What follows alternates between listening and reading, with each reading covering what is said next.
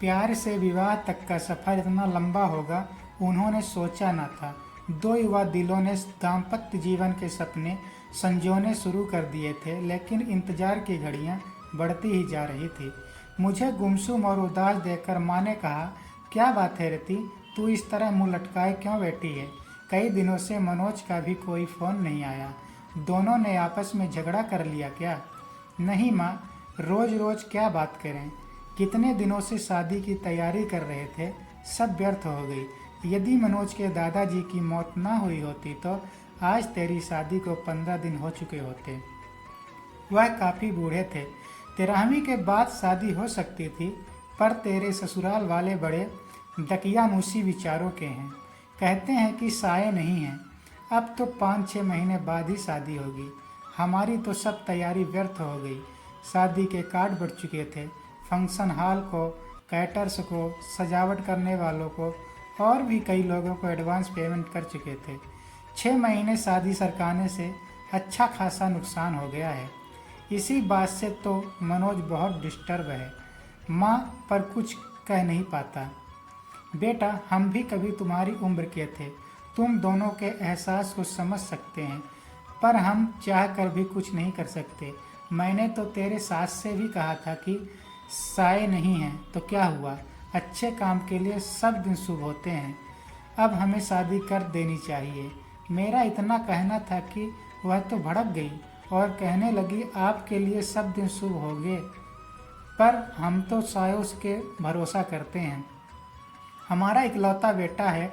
हम अपनी तरफ से पुरानी मान्यताओं को अनदेखा कर मन में कोई वहम पैदा नहीं करना चाहते। रति सोचने लगी कि मम्मी इससे ज़्यादा क्या कर सकती है, और मैं भी क्या करूं? मम्मी को कैसे बताऊं कि मनोज क्या चाहता है?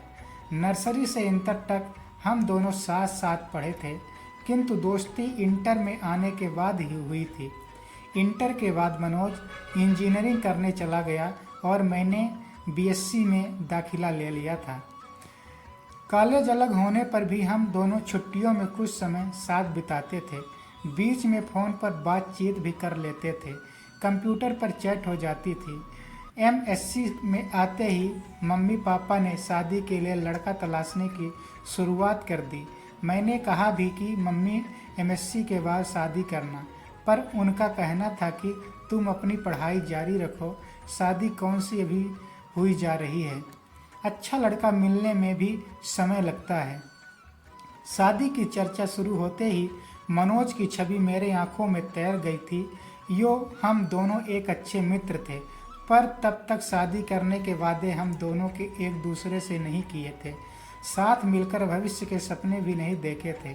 पर मम्मी द्वारा शादी की चर्चा करने पर मनोज का ख्याल आना, क्या इसे प्यार समझूं? क्या मनोज भी यही चाहता है? कैसे जानूं उसके दिल की बात? मुलाकात में मनोज से मम्मी द्वारा शादी की पेशकश के बारे में बताया तो वह बोला, इतनी जल्दी शादी कर लोगी? अभी तो तुम्हें 2 वर्ष एमएससी करने में ही लगेंगे।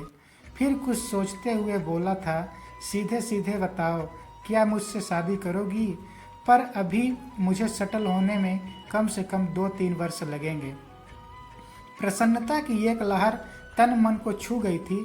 सच कहूँ मनोज, जब मम्मी ने शादी की बात की तो एकदम से मुझे तुम याद आ गए थे। क्या यही प्यार है? मैं समझता हूँ यही प्यार है। देखो, जो बात अब तक नहीं कह सका था, तुम्हारी शादी की बात उड़ते ही मेरे मुख पर आ गई और मैंने तुम्हें प्रपोज कर डाला। अब जब हम दोनों एक दूसरे से चाहत का इंतजार कर ही चुके हैं, तो फिर इस विषय में गंभीरता से सोचना होगा। सोचना ही नहीं होगा रति, तुम्हें अपने मम्मी पापा को इस शादी के लिए मनाना भी होगा। क्या तुम्हारे घर वाले मान जाएंगे? देखो, अभी तो मेरा इंजीनियरिंग का अंतिम साल है, मेरी कैंट की कोचिंग भी चल रही है, उसकी भी परीक्षा देनी है। वैसे हो सकता है इस साल किसी अच्छी कंपनी में प्लेसमेंट मिल जाए, क्योंकि कॉलेज में बहुत सी कंपनियां आती हैं और जॉब ऑफ़र करती हैं। अच्छा ऑफ़र मिला तो मैं स्वीकार कर लूँगा, और जैसे ही शादी की चर्चा शुरू होगी मैं तुम्हारे बारे में बता दूँगा। प्यार का अंकुर तो हमारे बीच पनप ही चुका था और हमारा यह प्यार अब जीवन साथी बनने के सपने भी देखने लगा था। अब इसका जिक्र अपने अपने घर में करना जरूरी हो गया था। मैंने मम्मी को मनोज के बारे में बताया तो वह बोली, वह अपनी जात का नहीं है। यह कैसे हो सकता है? तेरे पापा तो बिल्कुल नहीं मानेंगे। क्या मनोज के माता पिता तैयार हैं? अभी तो इस बारे में उनके घर वाले कुछ नहीं जानते। फाइनल परीक्षा होने तक मनोज को किसी अच्छी कंपनी में जॉब का ऑफर मिल जाएगा और रिजल्ट आते ही वह कंपनी ज्वाइन कर लेगा। उसके बाद ही वह अपने मम्मी पापा से बात करेगा। क्या ज़रूरी है कि वह मान ही जाएंगे? मम्मी, तुझे अपने आप की इजाज़त चाहिए। यह फैसला मैं अकेले कैसे ले सकती हूँ? तुम्हारे पापा से बात करनी होगी।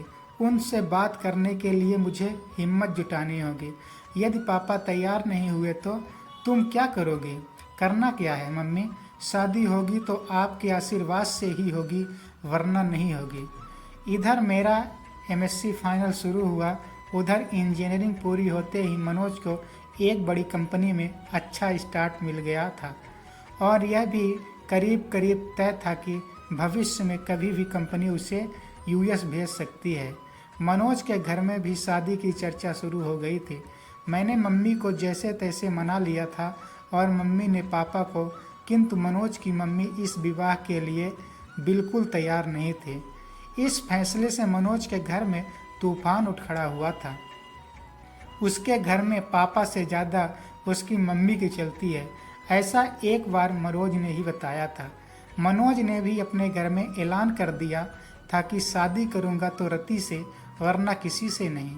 आखिर मनोज के बहन बहनोई ने भी अपनी तरह से मम्मी को समझाया था। मम्मी, आपकी यह जिद मनोज को आपसे दूर कर देगी। आजकल बच्चों की मानसिक स्थिति का कुछ पता नहीं चलता कि वह कब क्या कर बैठें। आज के ही अखबार में समाचार है कि माता पिता की स्वीकृति न मिलने पर प्रेमी प्रेमिका ने आत्महत्या कर ली। वह दोनों बालिग हैं। मनोज अच्छा कमा रहा है। वह चाहता तो अदालत में शादी कर सकता था, पर उसने ऐसा नहीं किया और आपकी स्वीकृति का इंतजार कर रहा है। अब फैसला आपको करना है।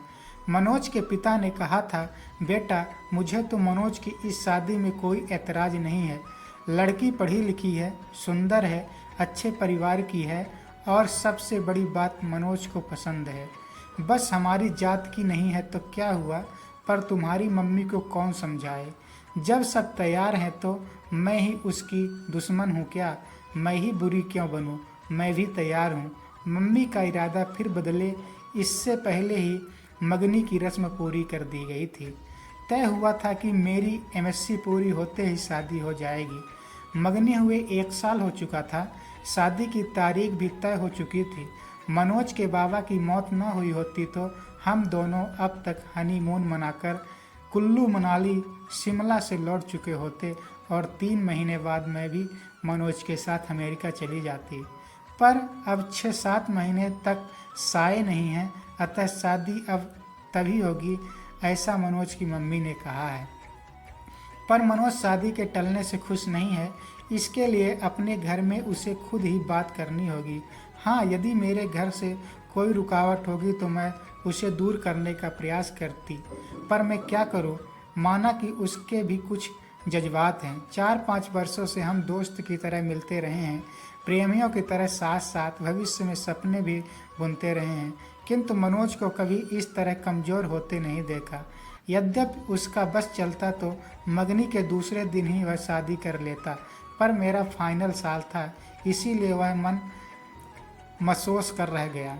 प्रतीक्षा की लंबी घड़ियां हम कभी मिलकर कभी फ़ोन पर बात करके काटते रहे।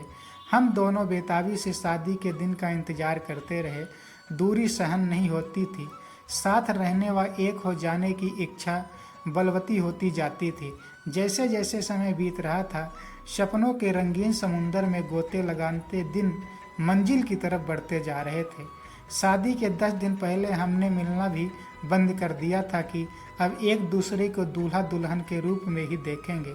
पर विवाह के 7 दिन पहले बाबा जी की मौत हमारे सपनों के महल को धराशायी कर गई। बाबा जी की मौत का समाचार मुझे मनोज ने ही दिया था और कहा था कि बाबा जी को भी अभी ही जाना था। हमारे बीच फिर अंतहीन मरुस्थल का विस्तार है। लगता है अब अकेले ही अमेरिका जाना पड़ेगा। तुमसे मिलना तो मृत तृष्णा बन गया है। 13वीं के बाद हम दोनों गार्डन में मिले थे। वह बहुत भावुक हो रहा था। रति, तुमसे दूरी अब सहन नहीं होती। मन करता है तुम्हें लेकर अनजान जगह पर उड़ जाऊं, जहां हमारे बीच न समाज हो, न परंपराएं हो, न ये रीति रिवाज हो। दो प्रेमियों के मिलने में समाज में कायदे कानून की इतनी ऊंची बाड़ खड़ी कर रखी है कि उनके शब्द की सीमा ही समाप्त हो जाए। चलो रति, हम कहीं भाग चले। मैं तुम्हारा निकट सानिध्य चाहता हूँ। इतना बड़ा शहर है, चलो किसी होटल में कुछ घंटे साथ बिताते हैं। जो हाल मनोज का था वही मेरा भी था। एक मन कहता था कि अपनी खींची लक्ष्मण रेखा को अब मिटा दें, किंतु दूसरा मन संस्कारों के पिन चुभो देता कि बिना विवाह यह सब ठीक नहीं। वैसे भी एक बार मनोज की इच्छा पूरी कर दी तो यह चाह फिर बार बार सिर उठाएगी। नहीं, यह ठीक नहीं है। क्या ठीक नहीं रति? क्या तुमको मुझ पर विश्वास नहीं? पति पत्नी तो हमें बनना ही है। मेरा मन आज जिद पर आया है। मैं भटक सकता हूँ रति, मुझे संभाल लो। गार्डन में के एकांत छुटपुटे में उसने बाहों से भरकर बेहताशा चूमना शुरू कर दिया था। मैंने भी आज उसे यह छूट दे दी कि ताकि उसका आवेश कुछ शांत हो जाए, किंतु मनोज की गहरी गहरी सांसें और अधिक समा जाने की चाह मुझे भी बहकाए से उससे पूर्व ही मैं उठ खड़ी हुई। अपने को संभालो मनोज, यह भी कोई जगह है बहकने की? मैं भी कोई पत्थर नहीं, इंसान हूँ। कुछ दिन अपने को और संभालो। इतने दिन से अपने को संभाल ही तो रहा हूँ। जो तुम चाह रहे हो वह हमारी समस्या का समाधान तो नहीं है। अस्थायी समाधान के लिए अब हाथ पैर मारने होंगे। चलो, बहुत जोर से भूख लगी है, एक गर्मा गर्म कॉफ़ी के साथ कुछ खिला दो, फिर इस बारे में कुछ मिलकर सोचते हैं। रेस्टोरेंट में बैरे को ऑर्डर देने के बाद मैंने ही बात शुरू की। मनोज, तुम्हें अब एक ही काम करना है, किसी तरह अपने माता पिता को जल्दी शादी के लिए तैयार करना है, जो बहुत मुश्किल नहीं। आखिर वे हमारे शुभचिंतक हैं। तुमने उनसे एक बार भी बात कहा कि शादी इतने दिन के लिए ना टालकर अभी कर दें? नहीं, यह तो नहीं कहा। तो अब कह दो। कुछ पुराना छोड़ने और नए को अपनाने में हरेक को कुछ हिचक होती है। अपनी इंटरकास्ट मैरिज के लिए आखिर वह तैयार हो गए ना। तुम देखना, बिना सायों के शादी करने को भी वह जरूर मान जाएंगे। मनोज के चेहरे पर खुशी की एक लहर दौड़ गई थी। तुम ठीक कह रही हो रति, यह बात मेरे ध्यान में क्यों नहीं आई? खाने के बाद तुम्हें घर पर छोड़ देता हूँ। कोर्ट मैरिज की डेट भी तो पास आ गई है, उसे भी आगे नहीं बढ़ने दूंगा। ठीक है, अब मैरिज वाले दिन कोर्ट में ही मिलेंगे। मेरे आज के व्यवहार से डर गई क्या? इस बीच फ़ोन करने की इजाज़त तो है या वह भी नहीं? चलो, फ़ोन करने की इजाज़त दे देते हैं। रजिस्ट्रार के ऑफिस में मैरिज की फॉर्मालिटी पूरी होने के बाद हम दोनों अपने परिवार के साथ बाहर आए तो मनोज के जीजा जी ने कहा, मनोज, अब तुम दोनों की शादी पर कानून की मुहर लग गई है। रति अब तुम्हारी हुई। ए जमाई बाबू, ये इंडिया है। वह तो वीज़ा के लिए यह सब करना पड़ता है, वरना इसे हम शादी नहीं मानते। हमारे घर की बहू तो रति विवाह संस्कार के बाद ही बनेगी, मेरी मम्मी ने कहा। वह तो मजाक की बात थी मम्मी। अब आप लोग घर चलें, मैं तो इन दोनों से पार्टी लेकर ही आऊँगा। होटल में खाने का ऑर्डर देने के बाद मनोज ने अपने जीजा जी से पूछा, जीजा जी, मम्मी तक हमारी फरियाद अभी पहुंची या नहीं? साले साहब, क्यों चिंता करते हो? हम दोनों हैं ना तुम्हारे साथ। अमेरिका आप दोनों साथ ही जाओगे। मैंने अभी बात नहीं की है, मैं आपकी इस कोर्ट मैरिज हो जाने का इंतज़ार कर रहा था। आगे मम्मी को मनाने की जिम्मेदारी आपकी बहन ने ले ली है। इससे भी बात नहीं बनी तो फिर मैं कमाल संभालूंगा। हाँ भैया, मैं मम्मी को समझाने की पूरी कोशिश करूँगी। हाँ, तू कोशिश कर ले, ना माने तो मेरा नाम लेकर कह देना। आप अब शादी करो या ना करो, भैया भाभी को साथ लेकर ही जाएंगे। वाह भैया, आज तुम सचमुच बड़े हो गए हो।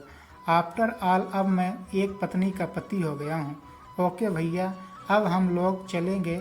आप लोगों का क्या प्रोग्राम है? कुछ देर घूम घाम कर पहले रति को उसके घर छोड़ूंगा, फिर अपने घर जाऊंगा। मेरे गलों में बाहें डालते हुए मनोज ने शरारत से देखा। हाँ रति, अब क्या चाहती हो? तुम्हारे संस्कार मुझे पति मानने को तैयार हैं या नहीं? आंखें नाचते हुए मैं चहकी। अब तुम 90% मेरे पति हो, यानी 10% की अब भी कमी रह गई है।